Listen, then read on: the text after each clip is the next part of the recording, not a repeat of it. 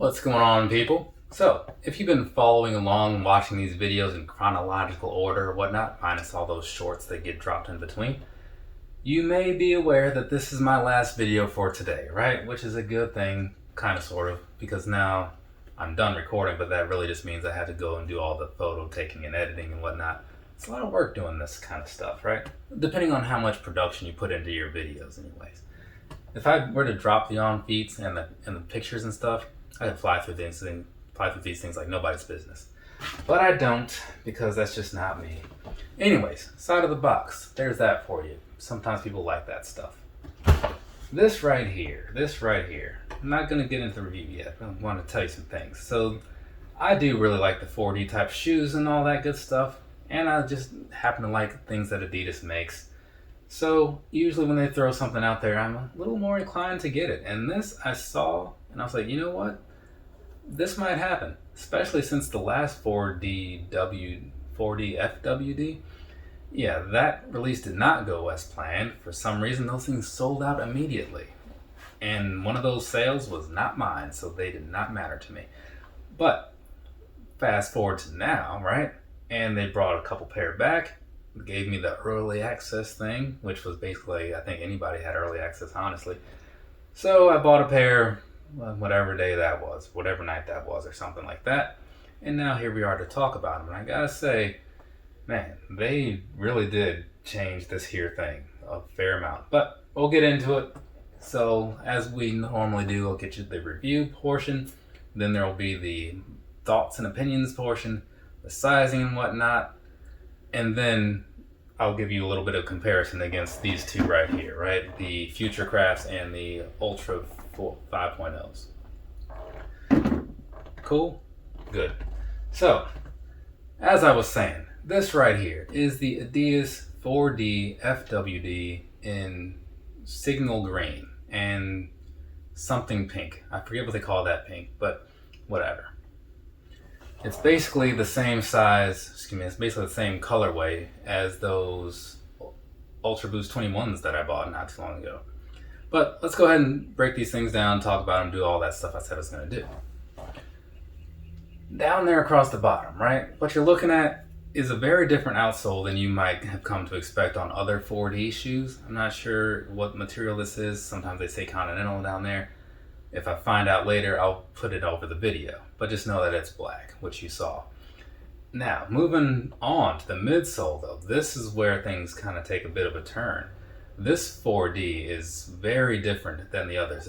It feels more plasticky, like more, I don't know, not as stiff as the previous ones. So you can kind of move it around just a little bit. And so that's kind of a weird thing. And it's like a sort of a translucent type of color, which is also unexpected. But I do like it. So that's pretty cool, right? Hopefully I'll have to have given you like an extra angle or two just so you can kind of see what I'm talking about in there. But anyways, we'll get into that eventually again. But moving on to the upper here. This upper that they gave you this time around, you can probably guess, but it is like just your standard Primeknit sort of thing that they have this time. So I do like that. And then otherwise you can kind of get a whole glimpse of it and see what we're looking at. But we're going to get in here, give the normal breakdown with some of the details and such, or at least some close-ups, because I think the details are already out there because there's not much to say. Down here around the toe box, right, you can kind of tell if you look at it from the right angle that there is a slightly different stitching pattern here on the toe box versus like the siding of the shoe and all that stuff. Not a huge difference or anything, but it's there, you know.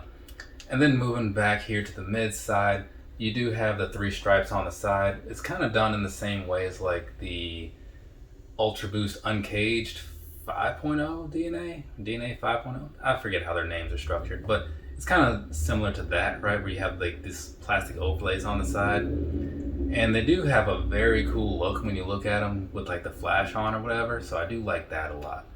And then there's a little bit of 3M above that too, just to kind of add to that effect. Then moving on back here, the rest of the shoe, it's more of that Primeknit style. And then when you get to the very back, you have a little bit of pink sprinkled in there with like this pink pull tab at the top. And across the very back, you've got some sort of felt feeling thing that says 4DDD. That's weird. Or maybe just 4D and then the fast forward logo. it's probably the latter. But either way, moving on. Back over here to the lacing and all that stuff. As I was saying, the outside of the laces does have this little 3M plastic piece going on. And then the laces themselves are pretty much your standard Ultra Boost laces that you've seen on other things.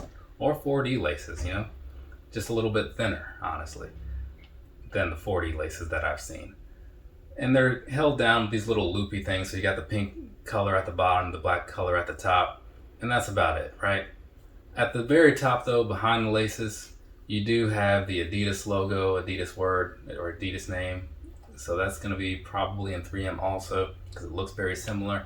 And then right around the top of that, that is what becomes the upper sock liner type thing. So it's going to give you that really not so much closed in. I don't know how I want to say it, but you've got this here closer feeling upper, right? So when you put it on, it's going to give you that extra sock style feel, unlike other Ultra Boosts where it's just kind of open. This one, much like the older uncaged Ultra Boosts and stuff, that's kind of what this is designed like, which is a good deal in my opinion, because I do kind of like that style more personally. But past that, that's pretty much the whole visual of the shoe. Not a whole lot to say because it's very much just plain and simple, right?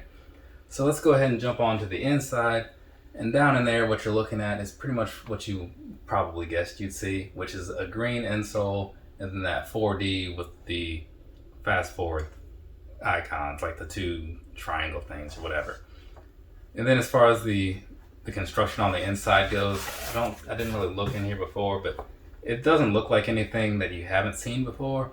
The one thing that you would notice is that on the side, because there's no cage on the outside, you do have a bit of a structure on the inside to give you that piece to kind of give the shoe some shape and whatnot. Similar, again, like I said about the uncaged. That's how all those were, so they just took the same approach on these. And then towards the very back, it's not as thick as you might see on like certain Yeezys and things like that, or even other Ultra Boosts. But you do have back here some of these little pillowy type areas for like around where your ankle and heel and stuff is. So I do like that piece because, hey, it's nice to have some comfort wherever you can squeeze in some comfort. And then on the very back, this is a piece that kind of bothers some people sometimes in certain types of shoes, like the Element 87s was a big factor for this. It was a big factor for those, I should say.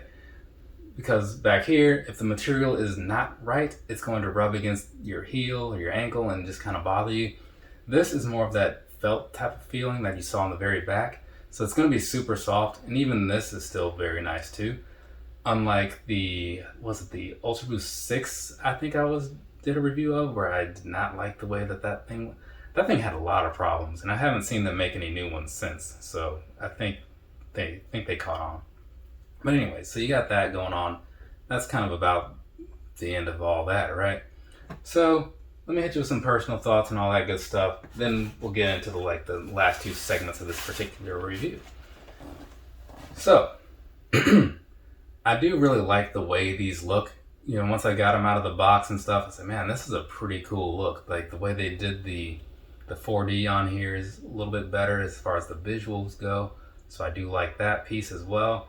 It's just executed pretty nicely as far as, you know, when you look at it.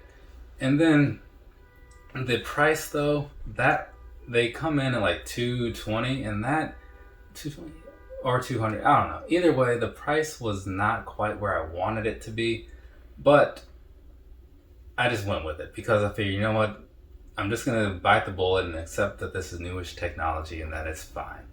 So I got them in hand, and I gotta say, like, past all that other stuff, like, man, these are pretty nice. I would probably say to wait until they start coming down in prices and stuff, because that's bound to happen. But yeah, the way this color combination is, much like I felt about those 21s, this is looking very nice. I'm okay having added them to the collection, even if I still have mixed feelings about the price that I paid. But I think that's about it as far as how I feel about this particular shoe. So we're going to go ahead and talk about that size and comfort stuff that I was talking about before, because that's important, I think. I bought these in a 9.5, right?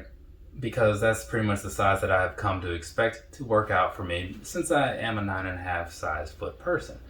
Now, this didn't quite work out how I wanted it to. These shoes do feel a little big, right? like I would say they feel probably a good half size big. So versus my normal sock wears, right? So I usually wear running shoes with running socks, then running socks. So switching to like some that were just a little thicker than your average or whatever, that made them feel fine. And then go ahead and tighten up the laces and stuff. But just know that when you go into these, they might not feel quite like you expect them to. And if this Primeknit stretches out over time, these could get more so of a looser fit.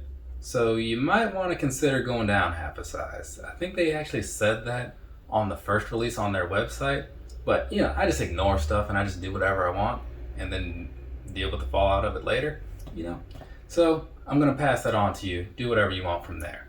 Now, as far as the midsole goes, though, this thing feels so much better than the other 4Ds.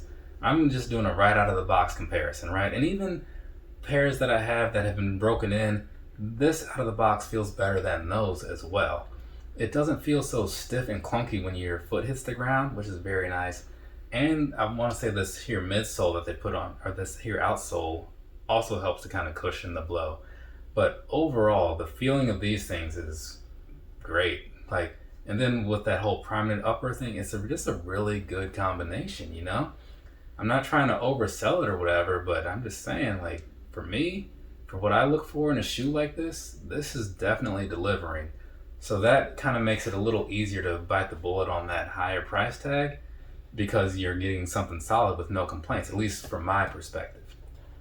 But you can let me know what you think if you ever happen to get a pair or whatever. But just for what I'm saying here, super light, super breathable because it is the Primeknit upper. This here new style of 4D is definitely tuned in a better way. You can see it's more flexible on the insides and all that good stuff. So definitely some good improvements from me for sure. So let me know if you ever get a pair or whatever. I do get curious about people's thoughts. But I believe that that's probably enough out of me as far as this particular piece of this goes. So let's go ahead and get that comparison in there, because this is the part where the things that I said in the sizing portion start to actually matter. First, actually, we're going to start with the Ultra 4D 5.0, right? So these right here, right? Fairly similar, but the difference being obviously this is more of the Ultra Boost style. It's got the cage on and all that crap, right? So these right here, I don't know, I'd probably give them the edge as far as the look goes, but as I always felt in the past, an uncaged version of an Ultra Boost was always better than the caged version, comfort-wise, and that is still the case. So this upper right here feels so much better. It's also a little bit of a looser stitch than this, that snug thing that isn't a problem to me, but, just comparing one to the other, is one better? This one is, for sure. And then, of course, with the way the midsole is, this is that same clunky type of feel. I don't want to make it sound like it's terrible, but it's not amazing either, right? It does get better over time, but still. And then comparing with this right here, the Futurecraft, this is a little bit of a closer sort of situation, right? Because for one, the knitting on this is closer, it's more similar, doesn't have the cage and all that good stuff. This particular pair to me was the most comfortable 4D shoe that I had, just because of the upper and because of the slightly different outsole that they have on there. It kind of helps with the impact of when you're walking. But this one, given the whole redesign thing and the better upper, this one is probably going to be my new favorite, at least for a while. That and the Futurecraft is kind of a thing of the past, right? So it's not even really worth comparing because you can't just go buy them in stores. The only one you can really still buy right now, I want to say, is this style. And if you're stuck with that decision, definitely this one for sure. But past that, I don't know what else you need to hear about, comparisons and all that good stuff. So we're going to go ahead and wrap things up. If you do want other details that I didn't cover or whatever, the keywords there being that I didn't cover, go ahead and leave those questions down below. I say that because I'm not repeating myself. If I put it in the video, just watch that, But if there's some stuff I didn't cover, and I know there is, go ahead and leave those questions down below and we can talk it out and maybe help you come to some sort of decision on what you should do with your money or whatever. But for now, from me to you, have a nice rest of your day or rest of your night, whatever it is, wherever you are. I have now spent exactly the last hour recording reviews, so now I'm good. Take a bunch of pictures, record some on feeds, and go to work and do some editing later tonight to get some videos up in the morning, or at least a video. Later, people.